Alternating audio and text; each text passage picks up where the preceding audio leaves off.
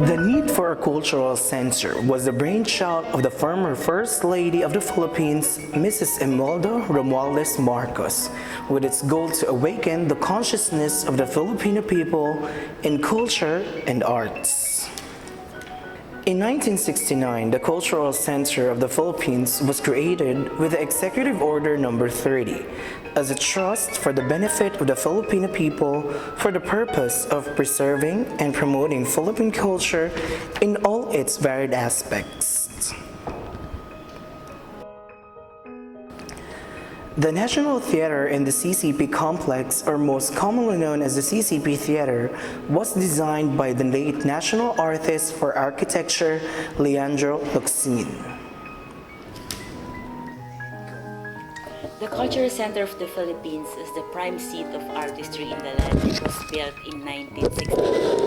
So today is already 2019, so we are celebrating our 50th year this year, and the celebration has already started with the various programs, offerings of the center in the various art forms. Of course, the celebration will pick up. The highlight will be in September when we come close to the actual date of CCP's anniversary, which is September 12. Of course, you all know that this is a brainchild of the former First Lady Imelda Romualdez Marcos. Of course, she loves art, and history or records show that during the early years of the CCP, she was always here attending performances, but unfortunately, hindi ko na yun inabot. The CCP as an edifice, as I've said, it was a legacy left by the late national artist for architecture, Leandro V. Locsin, when he designed this after a giant wave. Of course, CCP is a reclamation area from a piece of 29 hectares of reclaimed land before 1967. The design of the building, as how it was envisioned by the national artist, was patterned after a giant wave. So if you're going to look at the edifice, the building, from maybe across Rojas Boulevard, indeed you will see the curves, the side curves of the building. They simulate a giant wave that represents the body of water where this building used to be. September 8, 1969 marks the history as the CCP Main Theater opens its doors to the Filipino people. The opening night was attended by prominent people from various countries, including the Governor of California, Ronald Reagan, who became America's current president at that time, and his wife, Nancy Reagan.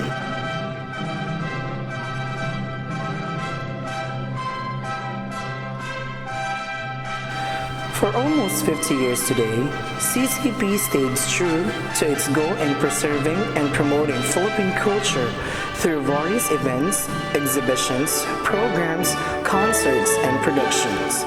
It houses various groups in different performing arts in terms of music, dance, and theater.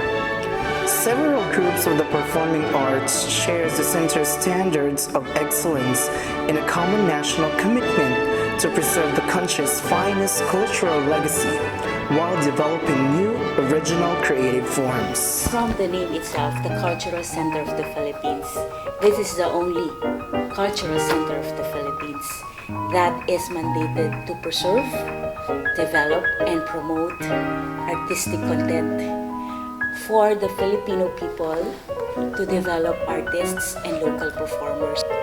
Who are the performers inside the building? Since we cannot produce shows on a regular basis, we have what we call the resident companies. We have a resident company for theater, which is Tanghalang Pilipino. For dance, we have Philippine Ballet Theater, Ballet Philippines, and the Ramon Ubusan Folkloric Group. For music, we have the Philippine Madrigal Singers, we have the USC Symphony Orchestra. For what else? We have the Philippine Philharmonic Orchestra, but they are regular CCP employees. They are not resident companies. So they are our performing arms. Based on what I've known, Tanghalang Pilipino was formally formed noong 1986 under the supervision of Mr. Nonon Padilla. I think it was established right after the Bulwagang Gantimpala nung nagkaroon ng transition. ang aim talaga ng Tanghalang Pilipino is to form a group of actors who can do plays in repertoire. Ibig sabihin, kung meron silang 9 plays in a season, which is 1 year, ang nangyayari, minsan yung actors company can be a lead in one play, in the other play, pwede siyang ensemble, in the other play, pwede siyang second lead. So, ganun yung objective nila. Ang pinaka-core ng Tanghalang Pilipino is the actors company. I think there is still the same. They have the best escort guides, yung mga nag-guide. And I think the management is the same. The venue has not been changed. What I think is different now is the number of people that goes to the concert, especially to the concert of the Madrigal singers. When we were performing during those times, we had a number of people, but not as much as the audience now at the CCP when the Madrigal singers are performing. Talagang the whole auditorium or the whole CCP is full. Unlike before, you would see some vacant seats when we were performing during our time. But apart from that, everything else is the same. Since 1969, the Cultural Center continued promoting the culture and arts to the Filipinos through various performing arts and exhibitions, fostering the appreciation for arts towards the Filipino people. Aside from its numerous productions, exhibits, and events for the performing arts, CCP embarks on a new role to continue to foster the value of culture and arts in the Philippines in a new medium. In June 1, 1988, Gawad CCP para sa telebisyon an award given to 10 outstanding TV programs that promotes awareness on culture and different social issues. Some of its notable awardees includes Ating Alamin, an agricultural and livelihood program by Jerry Geronimo. The Probe Team by Cheche Lazaro was also awarded by this award-giving body. Another notable recognition for outstanding practices for radio was given by the Cultural Center. In May 31, 1991, Gawad CCP para sa radyo was held, an award given to distinguished regional radio cultural programs. From TV to radio, CCP did not stop in fostering the appreciation for culture and arts in the country. Another major milestone of CCP with its media is the founding of the annual Philippine Independent Film Festival. Cinemalaya Philippine Independent Film Festival, founded in July 2005 with its goal to invigorate the Philippine film industry by developing a new breed of Filipino filmmakers. Cinemalaya brings new tastes for the Philippine film industry. It also became the source of our outstanding Filipino talents. Jeffrey Jitorian, Best Director for the film Extra. Gerald Tarog, Best Director for the film Sana Dati. Anjali Bayani, Best Actress for the film Bagahe. Irma Adlawan, Best Actress for the film Transit. Eddie Garcia, Best Actor for the film Buakaw.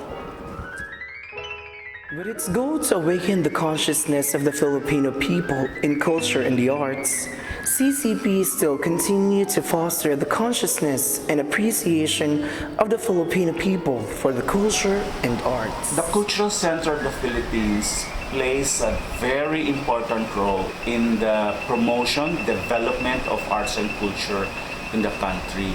Arts and culture defines who we are as a national identity. Without Cultural Center of the Philippines or the promotion of arts and culture in our country, without that we cannot have a national identity. We cannot define, we cannot be different from other cultures in the world.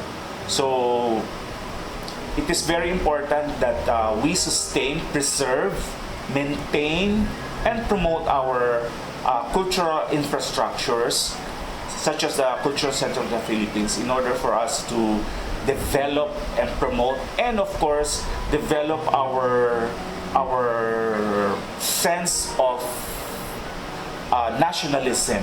Pag-isahin ang lahat ng pag-iisip ng mga Pilipino. Magawa ng art na magpapasaya sa buhay.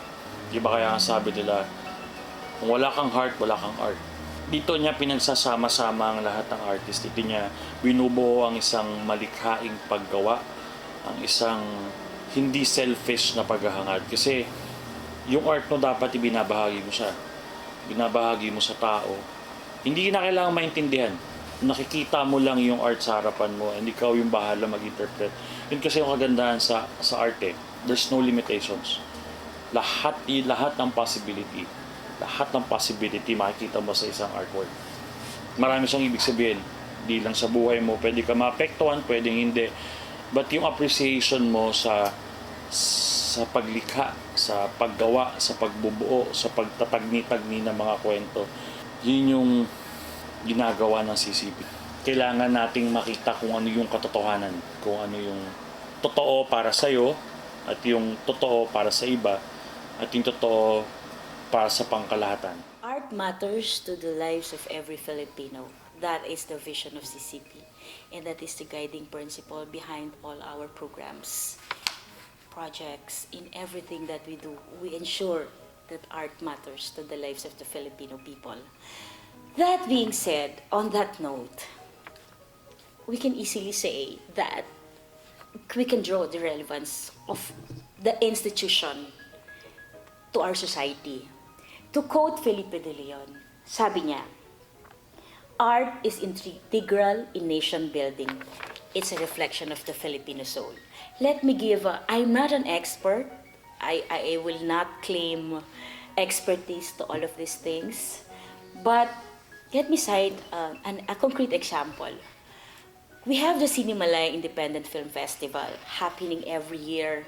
And as part of the organizing committee, every year we notice na lagi silang may common theme kahit hindi sila nag-uusap-usap. There was one time na nung mainit pa yung issue about the Tokhang, almost lahat ng entries sa full length has something to do about drugs, about about poverty, about the depressed areas. Parang walang film na hindi shinote sa slum without them talking about anything. So that's an indicator of where we are now, what our society is facing. Lifting from the famous line of Professor Felipe de Leon, nung sinabi niya na art should be the soul of the Filipino people. So, anong meron? Bakit pare-pareho ganun? Bakit lahat ng themes sa Sinimalay nakaka-depress? Bakit even in our exhibitions, kasi yun ang prevailing, that's the trend talaga, you know. That's what we're experiencing right now. And from that, it's actually a wake-up call, what's happening to our country. And from there, several movements came out. Parang, ganito na tayo, ganito yung nangyari sa bansa. As evident by this, films everywhere, puro ganon. Artworks, paintings, depict our sufferings. Art and culture cannot be separated from the society. They give us a glimpse of where we are now. My thesis when I was doing my master's study was on art therapy. We had a session with the social workers in the Cordillera region who suffered or who experienced tragedies with typhoons. So, when words are not enough, arts is there. You can express yung mga bagay na mahirap i-express.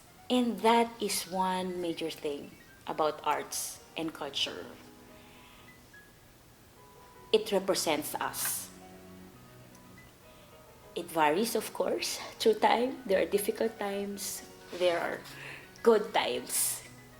Lahat yon sumasabay. So we cannot live without arts.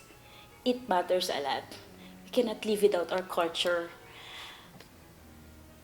The thing with the new generation right now, nakakalimutan na nila eh.